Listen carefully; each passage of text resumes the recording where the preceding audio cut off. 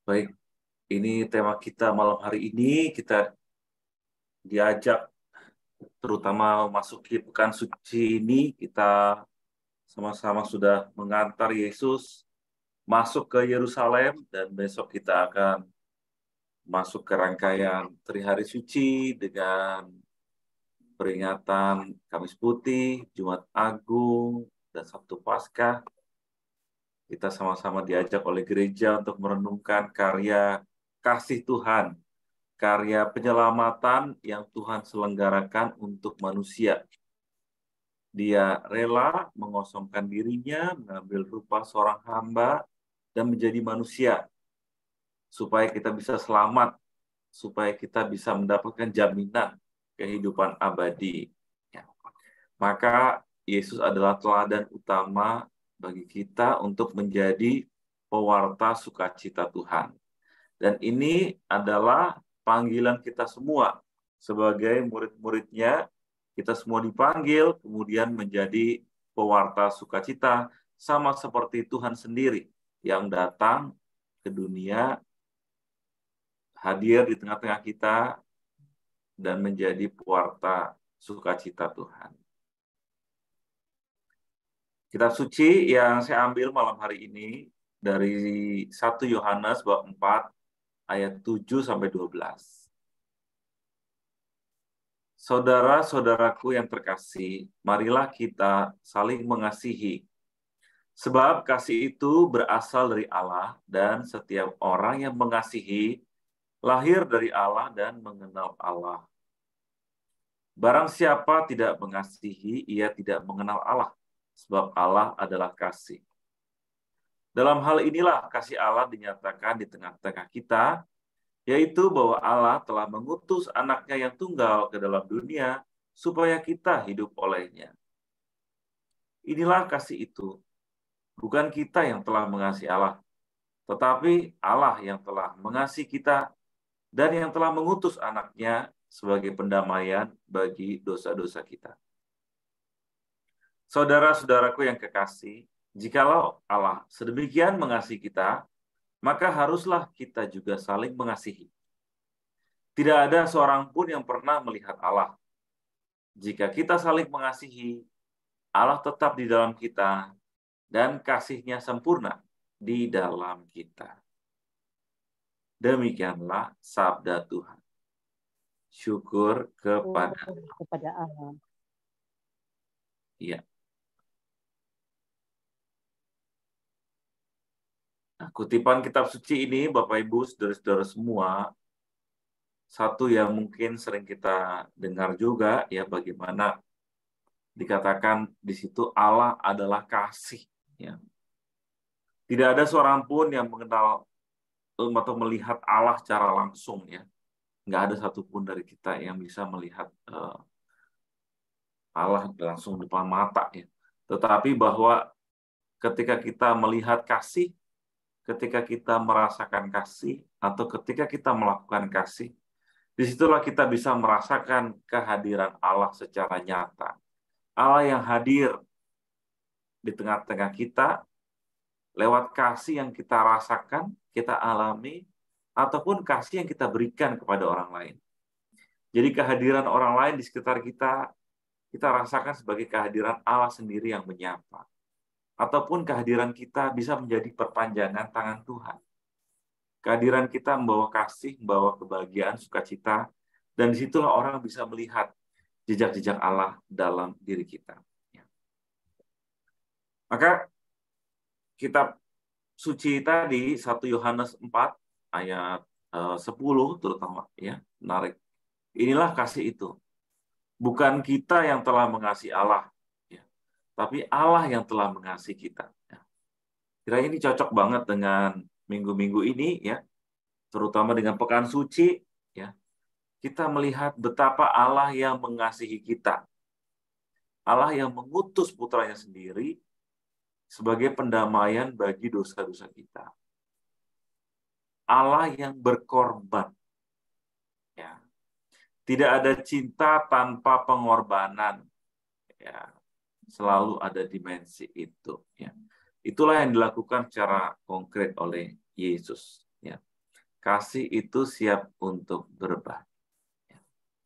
Maka, nah ini yang sering kali kita lakukan ketika kita foto, ya, kita bergaya sarangyo, ya, seperti ini biasanya. Ya. Ini adalah simbol dari kasih. Ya. Kasih merupakan bahasa yang universal. Dimanapun kita ngomong tentang cinta, tentang kasih, pasti ngerti. Ya, walaupun kita nggak ngerti bahasanya, ya, tetapi lewat gestur, ya, lewat tindakan, ya, orang bisa mengerti kalau itu adalah tindakan kasih. Ya. Maka bahasa yang sangat universal dan dimengerti oleh sebagian banyak orang. Nah, menjadi pewarta sukacita Tuhan, ini saya ambil ya beberapa tokoh yang kiranya menjadi gambaran bagi kita yang mereka semua terpanggil untuk menjadi pewarta sukacita Tuhan. Ya. Yang pertama ini ada seorang dokter ya yang namanya Lee Darmawan. Dia foto di sebelah perahu itu ya. Perahu itu punya dia. Ya. Jadi dia ini dicap sebagai dokter gila awalnya. Ya. Mengapa dicap dokter gila? Karena dokter Lee ini menjual rumahnya, ya. Rumahnya dijual, hartanya juga diberikan, ya, supaya dia bisa membeli satu kapal. Ya. Kapal ini dia gunakan untuk menolong saudara-saudari kita yang ada di pulau-pulau terpencil. Jadi dokter Lee ini keliling dari pulau ke pulau untuk melakukan karya kasihnya dia. Sebagai seorang dokter, memberikan pelayanan kesehatan bagi saudara-saudara kita di pulau-pulau terpencil. Ya. Bisa kita bayangkan betapa sulitnya akses mereka untuk mendapat pelayanan kesehatan. Kita saja yang di kota, ya, Jakarta, bayangkan, ya, seringkali sulit ya untuk mendapatkan akses kesehatan, ya. Apalagi saudara-saudara kita yang di pulau-pulau, ya. Bagaimana cara mereka ke rumah sakit? Kita bisa bayangkan betapa sulitnya. Nah, inilah yang kemudian menjadi panggilan hati seorang dokter Lee. Dia berinisiatif untuk memulai karya kasih Tuhan ini. Ya. Awalnya dicap sebagai dokter gila, tetapi dia tetap aja, biarin deh, gila-gila deh. Ya. Tapi dia tetap jalan, tetap berlayar, dan akhirnya melayani banyak orang. Ya.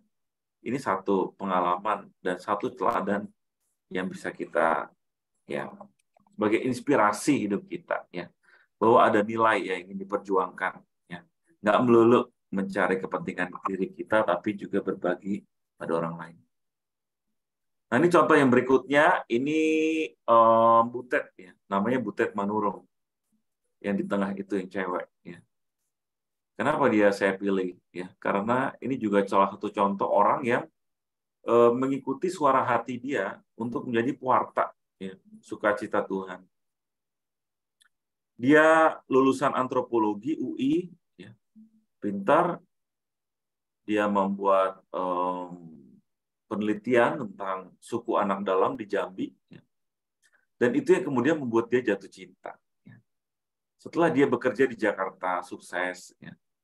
Lalu dia bertekad atau membuat nasar, dia ingin kembali lagi ke pedalaman Jambi itu, ya, untuk berkarya di sana sebagai seorang pengajar, sebagai seorang guru. Jadi dia meninggalkan kehidupan di kota, kenyamanan yang dia punya, ya, lalu bertolak ke suku anak dalam untuk mengajar. Nggak dapat bayaran seperti di sini, ya, tidak dapat jaminan hidup seperti di sini, tapi ternyata dia bahagia dengan pilihan hidupnya. Ya. Walaupun sempat ditentang oleh keluarganya juga, tapi akhirnya dia tetap kekeh, akhirnya berangkat, dan sekarang dia happy dengan panggilan hidupnya di hutan, ya, menjadi pengajar anak-anak di sana, dan dia merasa dirinya bermakna. Ya. Dia merasa hidupnya berarti. Dia bisa memberikan sesuatu untuk anak-anak di sana, ikut mencerdaskan mereka. Ya. Nah, ini satu kutipan dari Butet Manurung yang buat saya pekerjaan itu harus melibatkan otot, otak, dan hati. Ya. Nggak boleh ada yang ketinggalan. Ya. Ini contoh lain, ya, bagaimana orang terpanggil untuk melayani. Ya. Orang terpanggil untuk meninggalkan kehidupannya, ya bisa kita katakan. Lalu memulai sesuatu yang baru, sesuatu yang belum jelas, sesuatu yang dicap gila, tapi ternyata bisa mereka lakukan dan menjadi inspirasi bagi banyak orang. Lalu nggak kalah juga seperti orang-orang tua, ya, nggak ada halangan untuk yang namanya berbuat kasih. Anak kecil pun bisa menjadi inspirasi untuk kita, ya. Bahkan lebih hebat dari kita semua. Ya. Anak kecil ini bernama Greta. Ya. Dia ini baru berumur waktu itu ya sekitar 15 tahun. Ya. Walaupun kecil, walaupun masih muda, belia, tapi ternyata menjadi inspirasi dunia. Apa yang dia lakukan? Sangat sederhana. Ya. Dia bolos sekolah hari Jumat, lalu kemudian pergi ke kantor kelurahan gitu ya. Lalu demonstrasi tentang lingkungan hidup. Ya, Greta ini menyuarakan ya bumi kita makin rusak dan kita nggak bisa tinggal diam. Kita harus melakukan sesuatu untuk bumi kita. Dan ternyata ya, apa yang dilakukan Greta ini menarik banyak orang simpati. Ya. Awalnya teman-temannya pada ikutan hari Jumat demonstrasi. Ya.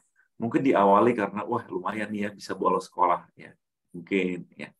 Tapi ternyata nggak cuma di negara dia,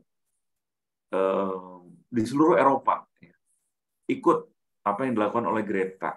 Setiap hari Jumat siang mereka demo di lapangan-lapangan besar ya untuk menyuarakan lingkungan hidup. Ya. Mari kita menjaga lingkungan hidup mulai dari kita sendiri. Dan ini jadi gerakan massal. Ya. Ketika saya di Itali, saya ngalami itu ya, melihat gerakan mereka hari Jumat yang bernama Fridays for Future.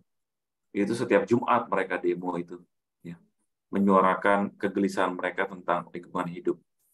Dan si Greta ini sudah diundang ke PBB untuk bicara ya mengenai lingkungan hidup.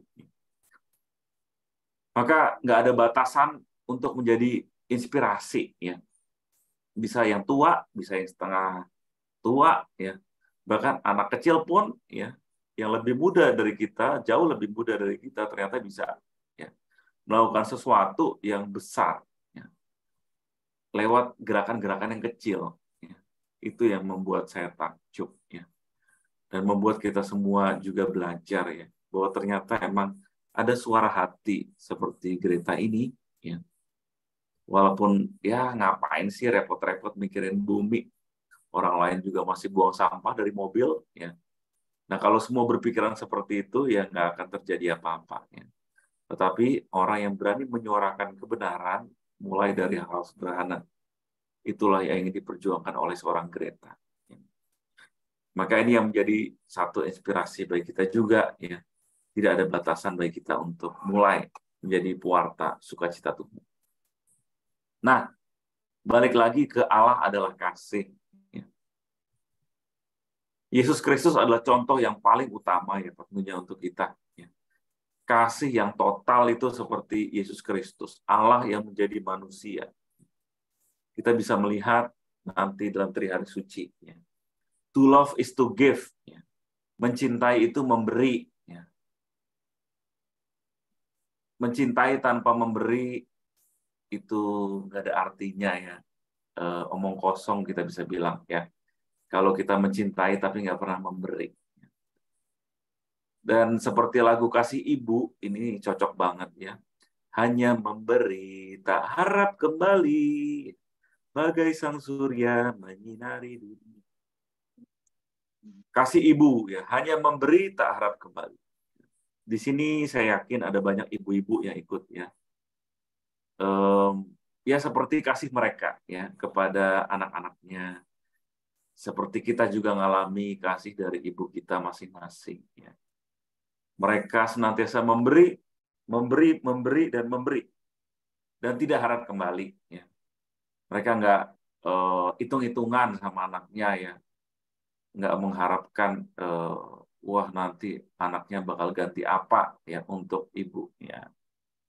Saya yakin tidak ada ibu yang hitung-hitungan dengan anaknya. Ya, mereka memberi dengan tulus, mulai dari mereka cabang bayi sampai mereka udah gede. Ya, bahkan mungkin bisa jadi anaknya lupa sama orang tuanya, mereka tetap aja memberi. Ya, memberi, memberi, memberi. Itulah definisi dari mencintai. Karena ini adalah kekuatan kasih. Ya. Kekuatan kasih adalah pemberian diri secara total untuk orang yang dikasihi. Ya. Terus saja memberi, ya, memberi. Ini sama seperti ibu saya. Ya. Ibu saya ini udah jadi oma, ya, udah punya cucu 2. Ya. Kemarin itu ketika saya mau nganter ibu saya untuk ketemu cucu-cucunya ya di Surabaya, itu seminggu sebelum berangkat, ya, udah repot, ya, udah mikirin mau bawa hadiah apa untuk cucu-cucunya. Ya. Yang cucu cowok mau dibeliin apa, ya, cucu cewek mau dibeliin apa. Ya. Nah ini kiranya ya naluri seorang oma, seorang ibu. Ya. Kalau saya sih nggak kepikiran sejauh itu ya, tapi mereka punya naluri seperti itu. Selalu ingin memberikan yang terbaik untuk anak-anaknya, untuk cucu-cucunya. Ya. Karena ini adalah satu bagian dari kasih. Ya kasih akan selalu ngalir, ya. Akan selalu berusaha untuk berbagi, selalu memberikan sesuatu. Nah ini menjadi satu yang nempel dengan to love is to give, ya. To love is to share. Ya. Mencintai itu selalu berbagi. Ya.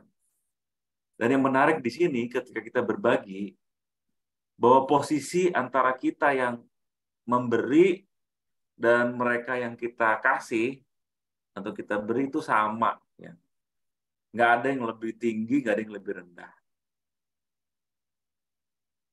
Kita yang ngasih bukan berarti kita tuh dalam posisi yang lebih dari yang lain. Ya. Karena nggak ada gunanya kalau kita bisa ngasih, tapi nggak ada orang yang bisa kita kasih. Ya. Kita mau ngasih sama siapa? Ya. Maka antara yang ngasih dengan yang dikasih, itu sama-sama sebenarnya levelnya. Mungkin saja hari ini kita bisa ngasih, puji Tuhan. Ya. Kita bisa memberi orang lain. Ya. Karena kita punya sesuatu yang melimpah, sesuatu yang bisa kita share. Tapi mungkin di lain kesempatan kita yang gantian, ya, dikasih sama orang, ya, dikasih perhatian, dikasih kesempatan, ya, ya, dikasih pertolongan. Ya. Maka antara yang kasih dan yang dikasih sama, sederajat. Dan ini mengingatkan kita akan apa? Bahwa masing-masing dari kita itu punya peran yang berbeda-beda. Sama seperti Paulus yang berkata, ya, kita adalah anggota-anggota tubuh dari satu, ya, kepala yang sama. Mungkin dari kita ada yang jadi tangan, ada yang jadi kaki, ada yang jadi ada yang jadi telinga, mulut, hidung dan sebagainya. Ya. Masing-masing kita punya perannya sendiri. Ya. Saya sebagai imam, ya, Bapak Ibu bekerja, ada yang di kantor, ada yang di sekolah, ya, ada yang dokter, ada yang polisi dan sebagainya. Ya. Masing-masing punya perannya. Ya. Nggak ada yang satu lebih dari yang lain. Satu sama lain saling membutuhkan. Ya. Dan situasi ini menyadarkan kita akan keterbatasan yang kita punya. Kita butuh orang lain untuk melengkapi kita. Dan kita dipanggil untuk saling berbagi satu sama lain. Nah, ini adalah poin kedua dari kasih. Ya. Maka menyadari Allah yang adalah kasih. Ya. Pertama, kita diajak untuk memberikan hati kita tadi. Lalu yang kedua, kita diajak untuk berbagi. Ya. Dan masalah berbagi ini sebenarnya saya udah nggak ragu lagi, karena negara Indonesia ini negara yang menurut survei nomor 1 di dunia yang paling royal untuk berbagi. Ya, itu bisa dicek ya di Google. Ya. Negara yang paling dermawan, yang paling sering ngasih ke orang lain. Ya. Saya rasa untuk berbagi ini sudah menjadi satu habitus, satu tradisi yang sangat baik dalam diri kita, dan kiranya ini yang perlu kita kembangkan, yang perlu kita, ya, hadirkan dalam kehidupan kita sehari-hari. Lalu yang ketiga, Bagaimana mewujudkan Allah adalah kasih? Mewujudkannya adalah dengan memperhatikan yang lain, merawat yang lain. Cinta kasih memanggil kita untuk memberikan diri kita, merawat, bertanggung jawab pada orang lain. Ya. Seperti ditulis oleh Matius 12 ayat 6, ya. Yang kukehendaki adalah belas kasihan dan bukan persembahan. Karena anak manusia adalah Tuhan atas hari Sabat. Nah, ini seperti juga yang ada dalam janji perkawinan, ya, yang semoga Bapak Ibu masih ingat terus sampai sekarang. Ya. Setia dalam untung dan malang di waktu sehat dan sakit. Ya. Janji yang sangat indah yang diucapkan ketika pernikahan ini, ya, ini adalah satu ungkapan yang sungguh-sungguh mendalam. Ya. Setia dalam untung dan malang di waktu sehat dan sakit. Ya. Ketika untung, ketika sehat, mungkin bisa jadi lebih mudah, ya. Tapi ketika lagi malang, lagi sakit, lagi jatuh, lagi hancur-hancuran, nah ini yang menjadi, ya, perjuangan, ya, hidup kita. Nah, mengenai merawat ini, ya, saya punya pengalaman, ya, menarik selama tinggal di Samadhi. Saya tinggal di Samadhi, ya Bapak Ibu. Samadhi adalah rumah retret pusat pastoral di Jakarta Timur, di Klender. Ketika kemarin masa pandemi, ya, nggak ada yang retret kan, ya, karena nggak berani dan juga nggak boleh, ya, ada retret. Lalu tempat retret ini disulap, ya, disulap menjadi tempat isoman, tempat untuk merawat mereka yang sakit COVID. Ya. Jadi tempat retret ini berubah menjadi rumah sakit darurat. Karena kita masih ingat, ya, situasinya saat itu, ya, Delta terutama, ya. Pada saat COVID Delta itu kan di rumah sakit itu orang-orang aja sulit, ya, mendapatkan tempat, ya. Ada yang di emperan, ada yang di halaman, ya. Sulit orang mendapatkan tempat dan akhirnya Romo Yus, ya, sebagai direktur Puspas memutuskan, ya, tempat ini menjadi tempat isoman. Ya. Dan kami yang tinggal di sini, ya, ngeri-ngeri sedap, ya, sebenarnya menjadi Samadhi, menjadi tempat isoman. Ya. Kenapa? Karena kemudian, ya, tempat ini kita hidup bersama dengan orang-orang yang sakit COVID. Ya. Kalau kita dulu dengar kita masuk ke zona merah, ya, kita udah takutnya aja udah ngeri, ya. Apalagi ini, ya. Samadhi bukan hanya zona merah, tapi zona hitam, ya. Hitamnya aja hitam pekat. Ya. Jadi nggak cuma merah, tapi hitam. Karena kami tinggal bersama dengan sekitar 200 orang yang sakit COVID. Ya. Jadi kami di sisi ini, yang sakit di sisi itu. Ya. Nah, kan udaranya kan nyatu, ya. Nah, ini yang membuat kami juga khawatir, ya. Kami sendiri, ya. Tapi karena ini sudah menjadi niatan, udah jadi keputusan bersama, akhirnya, ya, dijalankan, ya. Dan ternyata membuahkan banyak sekali, ya, poin refleksi bagi kami dan pengalaman yang tak terbayarkan, ya, ketika jadi tempat isoman, ya, tempat ini, ya. Waktu itu saya kebagian juga ikut bagi komuni, ya. Bagi komuni itu harus pakai APD, ya Bapak Ibu, ya. Pakai APD itu panas sekali, ya. Em, Pakai APD gitu, ya, cuma kelihatan matanya gitu, ya. Lalu kami keliling bagi komuni satu-satu. Ketika kami bagi komuni masuk ke kamar-kamar itu, orang-orang yang terima komuni itu banyak yang terharu, ya. Banyak dari mereka yang nangis. Nangis karena mendapatkan tubuh Kristus, ya. Itu merasakan Tuhan sendiri yang hadir menyapa mereka, ya. Tuhan sendiri yang datang dan menyapa mereka. Jadi ketika bagi komuni, ya, melihat mereka nangis, terharu, saya yang bagi komuni juga ikut meleleh, ya. Saya ikut terharu juga, ya. Jadinya sama-sama dia meneteskan air mata. Jadi udah pakai APD, udah keringetan, ya. Tambah lagi ikut meleleh, ya. Jadi makin panas dia itu dalam APD, ya. Tapi itu satu pengalaman yang sangat-sangat berharga bagi saya secara pribadi, ya. Bisa ikut serta di situ, ya. Tentunya juga menolong mereka yang kesulitan pada saat itu, ya, sakit. Ketika saturasi udah di bawah 80, ya, kami ya ikut deg-degan juga, ya.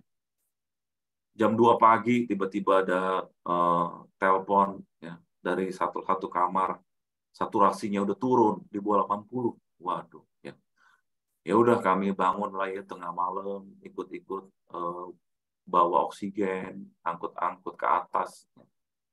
Saya yang tadinya nggak bisa, bingung dengan cara masang oksigen, saya jadi terlatih bisa masang oksigen. Ya. Dan itu pengalaman yang sungguh luar biasa, ya, berhadapan dengan hidup dan mati orang. Ya. Ketika melihat mereka nafas sudah mulai susah satu-satu gitu ya. Ya, itu saya luar biasa di pengalamannya, benar. Saya hadir di situ bersama dengan Pak Romo, suster, ya. Sungguh pengalaman yang luar biasa, ya, hadir sebagai pelayan di tengah COVID. Dan saya rasa Roh Kudus itu bekerja sungguh-sungguh dalam pelayanan kami di Samadhi itu. Buat saya satu mukjizat yang nyata. Mukjizat itu apa? Ya. Selama pelayanan COVID, selama ada penghuni isoman di sini, tidak ada satupun romo, suster, frater, karyawan Samadhi yang tertular COVID. Jadi walaupun kami hidup bersama dengan pasien COVID, jumlahnya 200-an, tetapi puji Tuhan tidak ada satupun dari kami, ya, romo, suster, frater, karyawan, itu yang tertular sakit COVID. Ya. Buat saya ini mukjizat yang sungguh nyata. Ya. Roh Kudus benar-benar bekerja. Ya. Karena kalau cuma kekuatan kami itu nggak bakal jalan. Tapi kami sungguh merasa, ya, ini kami dilindungi oleh Tuhan sendiri. Dilindungi oleh Roh Kudus. Belum lagi bantuan dari umat. Ya. Ngalirnya sungguh luar biasa. Ya. Bantuan makanan, minuman, ya, obat-obatan, itu, ya. Semua disuplai. Ya. Ketika COVID kemarin, ya, kami sama sekali nggak beli obat. Ya. Obat itu disuplai oleh para donatur. Ya. Pokoknya para romo, frater nggak usah nyari obatnya. Kemarin itu Apotek K24 itu punya orang Katolik. Mereka yang salah satunya yang suplai obat untuk para pasien COVID.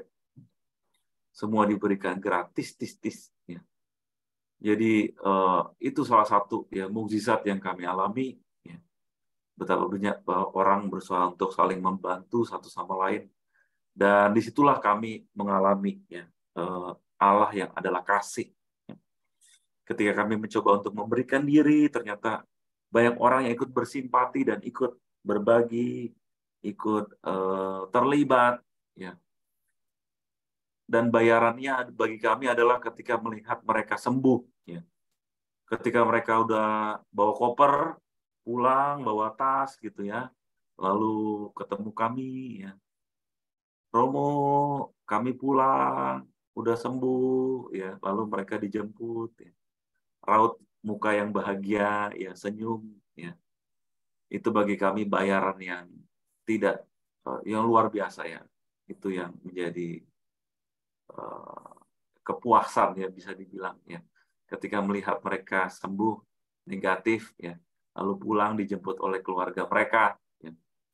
Itu satu pengalaman yang sungguh luar biasa. Jadi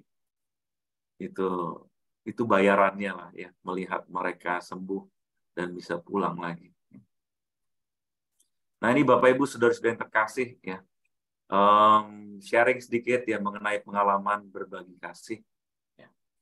Allah yang adalah kasih itu perlu diwujudkan, ya, nggak cukup diomongkan, ya, tapi perlu kita usahakan dalam hidup sehari-hari. Nah, ini yang juga dikumandangkan oleh Paus kita, Paus Fransiskus. Gereja itu mesti keluar, ya. Exit, gereja mesti keluar. Ya. Lebih baik gereja itu sakit atau hancur karena berkarya di luar daripada gereja itu sakit dalam kondisi menutup diri. Ya. Lebih baik gereja itu ancur-ancuran tetapi berkarya untuk orang lain daripada gereja itu kaya tapi untuk dirinya sendiri. Ya. Disitulah kemudian lama-lama gereja jadi busuk. Ya. Gereja menjadi malah kemudian jadi sakit sendiri. Ya. Ini yang berulang kali dikatakan oleh Paus Fransiskus. Ya. Mari kita pergi ke pinggiran. Mari kita menyapa. Mari kita pergi keluar. Ya. Karena inilah adalah perutusan kita. Ya. Kita semua dipanggil untuk keluar, untuk berbagi, untuk mewartakan sabda Tuhan. Ya. Ini yang menjadi panggilan hidup kita. Dan dalam salah satu ensikliknya, ya, Evangelii Gaudium, ya, sukacita Injil. Sukacita Injil memenuhi hati dan hidup semua orang yang menjumpai Yesus. Nah, kalau kita berjumpa dengan Yesus, salah satu tandanya adalah sukacita memenuhi hati dan hidup kita.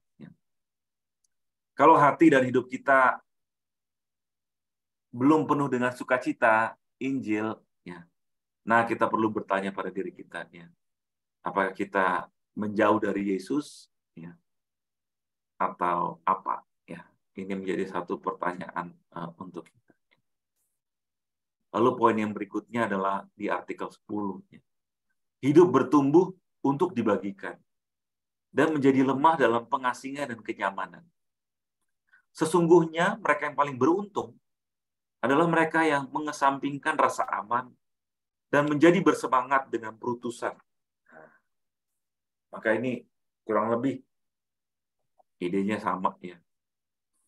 Kita diajak untuk selalu bertumbuh dalam iman, bertumbuh dalam hidup.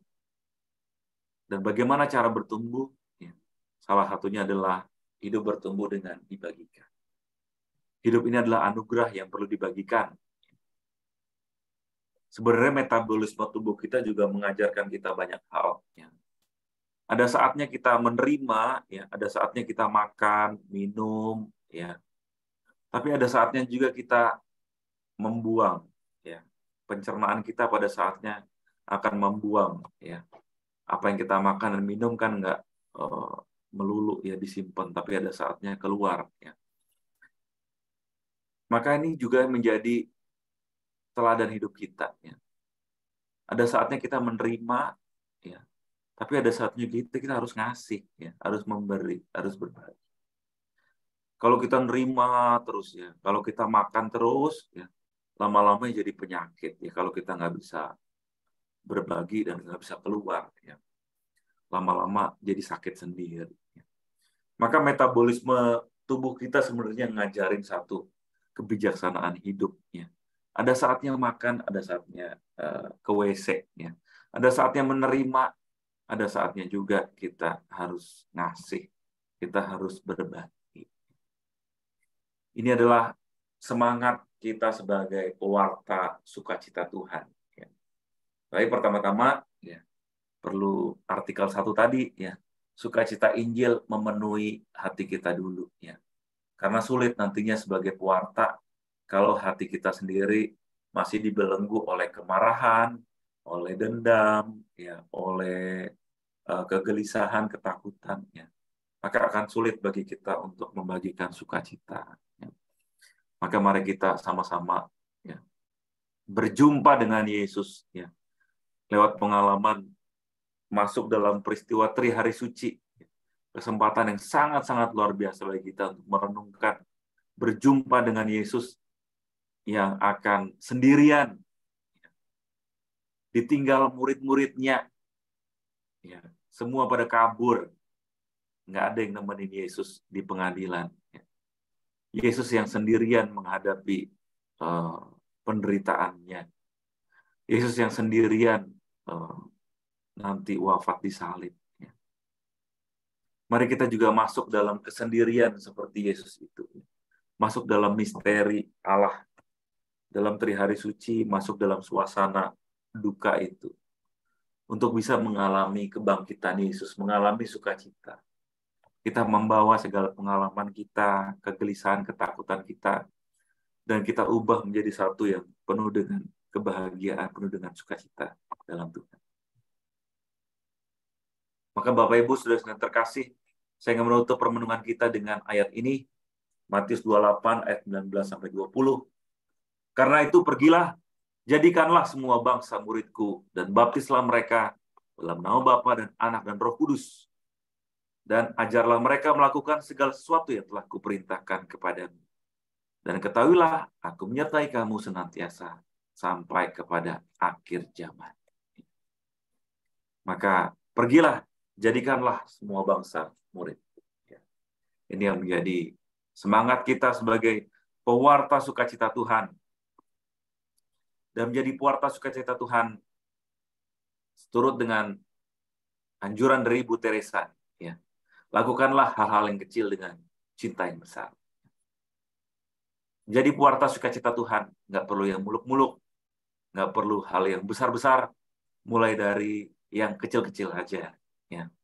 Mulai dari diri kita sendiri, mulai dari keluarga kita, ya, mulai dari tindakan-tindakan kecil kita, ya, kecintaan kita pada lingkungan hidup, ya, cara kita belanja, bawa tas belanja sendiri, bawa botol minum, ya, hal-hal yang kecil yang bisa kita lakukan jadi pewarta sukacita Tuhan, ya. Itu adalah bagian dari kita untuk melakukan hal-hal yang semakin besar dan semakin besar. Demikian Bapak Ibu sedikit renungan yang dapat saya sampaikan pada kesempatan malam hari ini.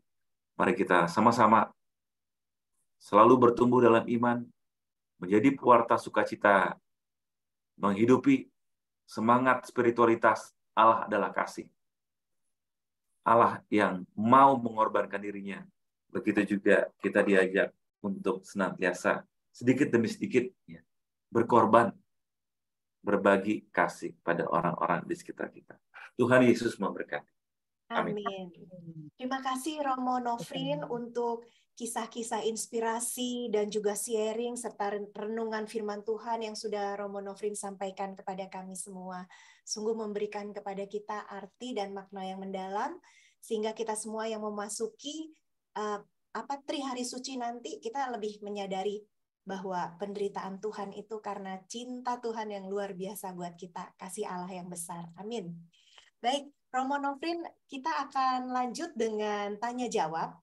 Saudara-saudari yang terkasih boleh bebas bertanya, bisa langsung unmute atau ketik. Dan di sini saya sudah membaca ada yang ketik chat ya. Kebetulan di laptop saya itu tulisannya jadi kelihatan gede-gede banget nih. Jadi saya mohon bantuan teman yang lain juga untuk next apabila ada yang ketik pertanyaan. Saya bacakan pertanyaan pertama ya Romo ya. Oke ya. Baik, ada pertanyaan ini Romo, bagaimana cara berbagi padahal saya lagi sakit? Karena ibu ini sakit epilepsi sejak tahun 2010. Selain saya mendoakan bagi teman-teman yang membutuhkan. Itu pertanyaannya Romo. Ya. Ya. Terima kasih Bu. Waduh. Ya. Nah, dengan berdoa itu udah berbagi, ya. Benar sekali itu sebenarnya udah Ibu jawab sendiri ya, bahwa dalam keadaan sakit pun kita bisa menjadi juga pewarta sukacita Tuhan ya, dengan mendoakan yang lain ya.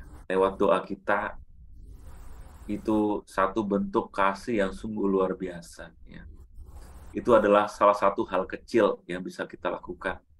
Tapi seperti kata Ibu Teresa tadi, ya hal kecil kita lakukan dengan cinta yang besar, dengan doa yang tulus.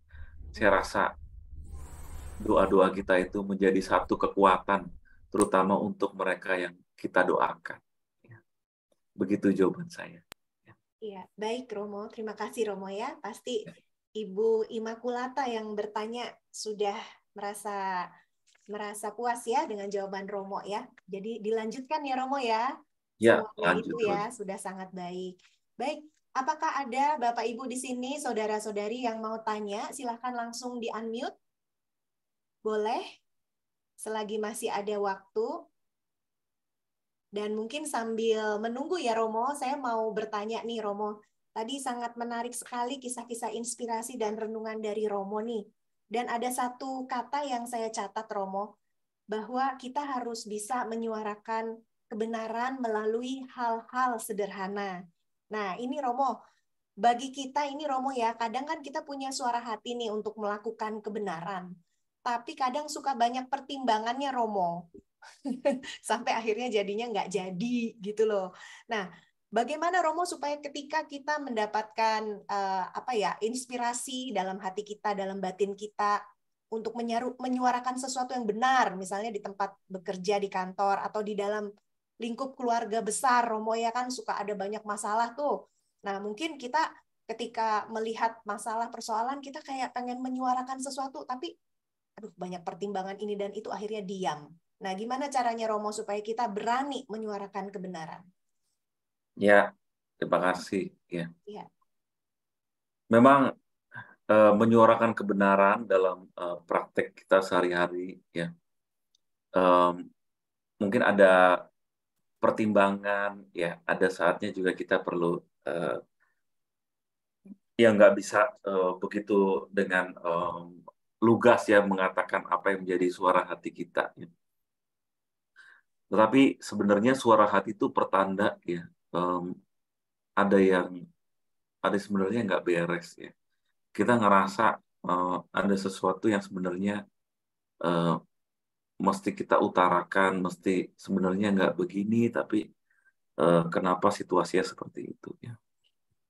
Dalam beberapa situasi memang menyuarakan kebenaran ini ada resikonya, ya, ada pertimbangan-pertimbangan yang mungkin perlu kita pikirkan, ya. Tentu tergantung dengan situasi dan kondisi di mana kita berada, ya. Dan ini tentunya kembali lagi kepada setiap orang, ya, sejauh mana pertimbangan dia terhadap suara hatinya, ya. Tapi paling enggak bagi diri kita sendiri, ya, sejauh mana kita bisa, ya. Kalau memang ada yang buat kita ganjel, ya, dan memang kita nggak serak dengan itu, ya itu yang menjadi tantangan bagi kita sebagai murid Kristus. Ya. Apakah kita berani untuk menyuarakan itu? Ya. Meski kemudian ada resiko yang mesti kita tanggung, ya. Ada tanggung jawab yang mesti kita pikul, ya.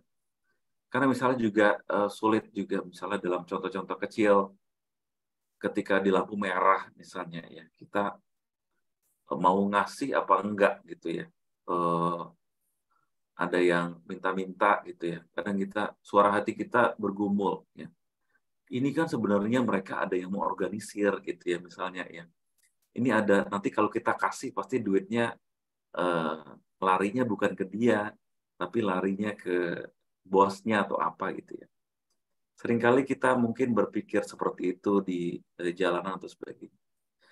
Nah, seringkali justru pikiran-pikiran kita yang eh, menghalangi kita untuk berbuat kasih. Sedangkan seringkali buat kasih itu butuh spontanitas juga ya.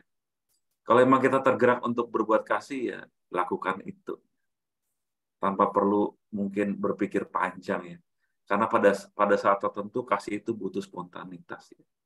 Kalau emang kasih ya udah kasih ya. Kalau nggak pengen ngasih ya udah jangan ngasih ya. Tanpa perlu menghakimi, tanpa perlu uh, menilai orang ya. Ini kan harusnya dia bisa kerja dan sebagainya. Ya. Kalau kita mau tergerak kasih, kasih aja. Kalau nggak kasih, ya buat saya, ya udah nggak usah kasih dan nggak perlu menilai. Ya.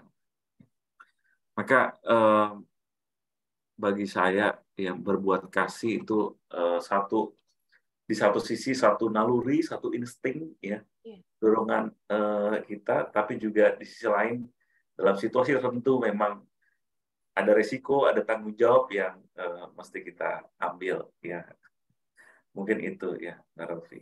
iya baik. Terima kasih Romo Nofrin. Jadi semoga kita semakin bisa mengolah hati kita ya Romo. Kalau misalnya Ya. kita ada naluri atau insting, ada dorongan untuk berbuat kasih, udah lakukan aja. Ya. Nasihatnya Romo Nofrin ya. Amin. Baik, terima kasih Romo. Barangkali apakah masih ada pertanyaan Pak Gunawan, teman-teman lainnya? Silakan langsung di unmute saja. Oke, Bu Rofi, saya mau tanya ya. Ya, monggo Bu. Thank you. Malam Romo. Romo, kalau mewarta itu panggilan atau yang keluar dari diri sendiri, atau karena seseorang itu mau menjawab panggilan dari Tuhan, Romo? Jadi memang dia keluar dari diri sendiri atau sebuah dipilih oleh Tuhan, Romo? Makasih, Romo. Ya, silakan Romo langsung dijawab. Ya, menjadi pewarta sebenarnya itu melekat ya pada setiap dari kita, ya, panggilan hidup kita, ya. Karena sejak kita dibaptis, ya, itu seperti ayat tadi, ya, kita dibaptis dalam nama Bapa dan Putra dan Roh Kudus. Lalu kemudian kita dapat tugas, ya, pergilah jadikanlah semua bangsa muridku. Maka sebenarnya dengan pembaptisan kita, ya, ketika kita dibaptis, itu sebenarnya kita diberikan tugas masing-masing dari kita, ya, untuk menjadi pewarta, ya, dalam apapun bentuknya itu. Ya. Pewarta sukacita Tuhan itu bukan melulu yang pewarta sabda, ya, pewarta firman, ya, tapi menjadi pewarta itu juga bisa dengan hidup kita. Ya. Maka tadi seperti ibu yang mendoakan orang lain, ya, itu menjadi pewarta, ya, lewat hidupnya. Orang yang memberi tanpa berharap pemberian itu dikembalikan atau mendapat balasan, ya. Itu juga bagian menjadi pewarta. Ya. Maka pewarta itu sesuatu yang melekat dalam diri kita, ya. Apalagi dengan rahmat pembaptisan. Rahmat pembaptisan itulah yang membuat kita punya tugas lewat hidup kita masing-masing, ya. Untuk lewat hidup kita, ya, lewat kata-kata kita yang menjadi pewarta sukacita Tuhan, ya. Lewat hal sederhana, ya, lewat tindakan kita, lewat apa yang kita ucapkan sebenarnya itu juga jadi pewarta, ya. Mengurangi gosip, ya. Nah, ini kan paling susah nih biasanya, ya. Gosipin orang kan biasanya enak banget ya tuh. Nah, gibahin orang, gibahin. Nah, kalau kita berani misalnya sedikit ngerem, ya, paling enggak ketika kita gitu, sadar, ini salah nih, ya. Itu aja udah mulai satu hal yang cukup, ya, satu hal yang sudah pertumbuhan iman kita, ya, untuk mulai menjadi pewarta sukacita Tuhan, ya. Apa yang keluar dari mulut kita, apa yang keluar dari tangan kita, ya, bagaimana tangan kita dipakai, ya, lebih banyak nolong orang atau lebih banyak mukul orang, ya, istilahnya, ya. Nah, itu juga menjadi satu pertanyaan, ya, untuk kita, ya. Maka banyak cara untuk menjadi pewarta sukacita Tuhan. Maka pewartaan nggak hanya dalam arti pewartaan sabda, tapi juga lebih dari itu, hidup kita sendiri, ya, menjadi pewarta. Demikian. Thank you, Romo. Jadi hal kecil pun selama tulus dan dari kemurahan hati itu dianggap mewarta, ya, Romo. Iya, betul. Ya. Selamat malam. Terima kasih. Ya. Sudah paham dan luar biasa, ya, bahwa menjadi pewarta sukacita itu jadi bukan hanya pewarta mimbar atau pewarta sabda, ya, Romo, ya, tapi juga dari sikap hidup kita sehari-hari seperti yang Romo Nofrin sampaikan. Bu, selamat malam. Ibu Nunuk, ya, silakan, Ya. Bu Nunuk. Selamat malam Romo, Bapak Malam. Ibu. Ya. Ini satu pengalaman Romo bahwa kita untuk berbagi itu tidak pasti mendapat tanggapan yang bagus, walaupun itu dari kalangan umat sendiri. Contoh pengalaman saya seperti ini Romo. Waktu itu kan tahun 90 sampai 2016 saya itu menjadi ojeknya suster. Maksud saya suster yang sepuh atau suster yang tidak bisa naik sepeda motor itu ketika mengantar komuni saya siap menjadi pengantarnya dengan membonceng beliau ke orang-orang yang akan diberi komuni, diantar komuni gitu Romo. Nah, suatu saat tuh malah kami dapat protes dari ketua lingkungan, merasa bahwa ini wilayahnya direcoki gitu loh Romo. Loh itu kan wilayah saya, kenapa kok malah suster sama ibu, Bu Nunuk sama suster kok malah yang ke sana? Kan itu wilayah saya, harusnya saya yang harus bertanggung jawab atas pemberian komuni itu gitu Romo. Jadi kami terus apa itu yang ngomong-ngomong dengan keluarga yang kami datengin itu, yang dianterin komuni itu.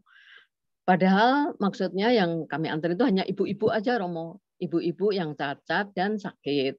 Tapi apa maksudnya ibu-ibu yang cacat dan sakit itu kadang kan mereka sungkan untuk ketemu bapak-bapak prodiakon kalau bapak-bapak yang nganter.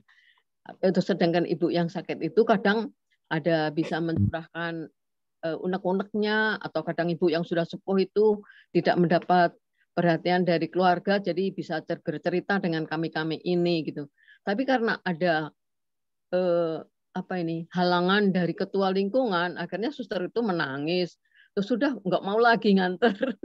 Saya bilang tidak bisa suster, kita harus konsultasi dengan pastor paroki. Memang debat sangat Romo, kalau padahal itu kan hanya sekedar mengantarkan komuni. Kami ya agak debat sengit sampai suster itu nangis nggak mau lagi ngantarkan. Akhirnya kami ke pastor paroki, terus ya sudah kalau memang ketua lingkungan itu tidak mau menerima, tidak memperbolehkan ya sudah kita stop aja. Tapi dari pihak keluarga tetap menganukan ke pastor paroki bahwa kami kepengen suster saja yang mengantar karena bisa curhat, bisa sesama wanita gitu loh Romo. Itu akhirnya ya walaupun dapat kecaman atau kami tidak disapa, kami tidak diaru-arui kata orang Jawa itu ya kami tetap mengantar aja karena perintah dari pastor paroki ya ini karena yang minta itu adalah yang dianterin ya silahkan aja nanti saya akan memberikan pengertian kepada ketua lingkungan. Ya akhirnya kami terus jalan sampai 2016 saya sudah mulai tidak bisa lagi Romo mengantar suster sehingga sudah berhenti lagi dari suster itu untuk mengantar ke ibu-ibu yang sepuh-sepuh dan yang sakit. Begitu Romo, jadi tidak setiap kehendak baik kita itu bisa ditanggapi secara baik juga meski dalam kalangan umat sendiri. Terima kasih Romo. Ya, terima kasih Bu. Ya. Nah, kiranya itu benar sekali ya, memang tidak selamanya perbuatan baik yang kita lakukan itu ditanggapi positif ya oleh orang lain. Ya. Betapapun baik yang kita lakukan, ya mungkin ada aja orang yang nggak suka ya. Mungkin nggak cuma kasus tadi ya, tapi dalam kehidupan kita juga seperti itu ya.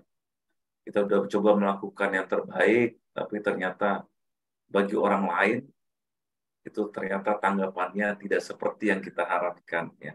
Mereka mikirnya inilah, wah cari muka lah, wah pasti ada udang di balik bakwan lah ya. Jadi macam-macam lah ya pikiran orang. Tetapi semoga pengalaman yang seperti itu ya atau yang pernah kita alami sendiri ya tidak menghentikan kita untuk berbuat baik ya. Teruslah berbuat baik kiranya itu yang menjadi semangat kita. Betapapun kadang orang tidak menanggapi secara positif tapi tetaplah ya jangan berhenti berbuat baik ya. Saya rasa itu satu pesan untuk kita semua ya.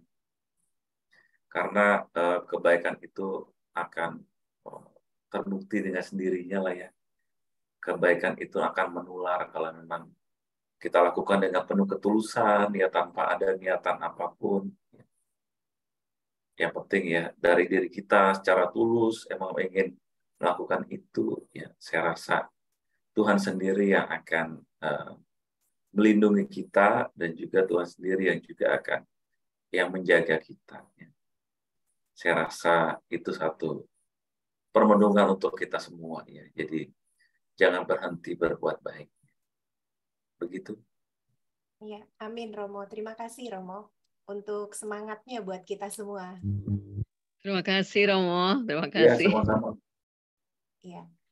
Baik, apakah ada lagi yang mau bertanya? Silakan, masih boleh satu pertanyaan untuk penutup. Baik. Sudah tidak ada yang mau bertanya ya? Ya.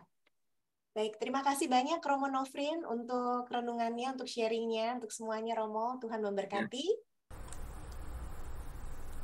Aku memandang wajah-Mu ya Tuhan, Kau pun melihat rindu hatiku.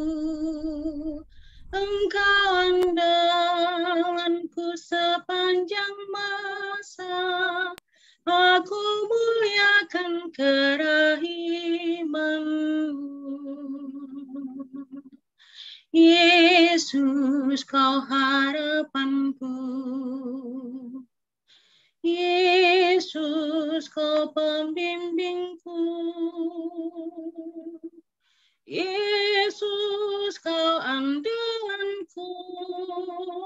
Kau penyelamat hidupku. Aku memandang wajah-Mu ya Tuhan, aku amati dua sinar-Mu. Kau memberkati aku yang berdosa, mengundang aku masuk hati-Mu. Yesus, Kau harapanku. Yesus, Kau pembimbingku. Yesus, Kau andalanku. Kau penyelamat hidupku.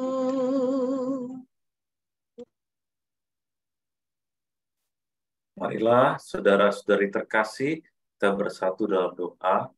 Dalam nama Bapa dan Putra dan Roh Kudus. Amin. Allah Bapa yang bertahta dalam kerajaan surga, kami bersyukur padamu malam hari ini. Kami dapat berkumpul bersama dalam Zoom ini untuk mendengarkan sabda-Mu, untuk merenungkan firman-Mu, dan juga untuk membangun niat dalam hati kami untuk semakin menjadi pewarta sukacita dalam hidup kami sehari-hari. Ya Bapa, kiranya Engkau senantiasa menyertai seluruh perjalanan hidup kami, seluruh suka duka dalam hidup kami, dan kami percayakan ya Bapa, apa yang terjadi dalam hidup kami hanya ke dalam tangan. Secara khusus ya Bapa, kami ingin berdoa bagi persiapan kami menjelang Trihari Suci ini. Semoga kami dapat mengikutinya dengan hikmat dari hari ke hari, dari peristiwa ke peristiwa, sehingga kami dapat ikut serta merasakan Engkau sendiri yang menebus kami, menebus dosa-dosa kami dengan menderita wafat di salib dan bangkit. Semoga perayaan Trihari Suci di berbagai tempat, di gereja, komunitas berjalan dengan baik, lancar, dan dijauhkan dari segala gangguan dan mara bahaya. Ini semua kami mohon dengan pengantaran Kristus, Tuhan kami. Amin. Kemuliaan kepada Bapa dan Putra dan Roh Kudus, seperti pada permulaan, sekarang, selalu, dan sepanjang segala abad. Amin. Tuhan bersamamu. Dan bersama Romo.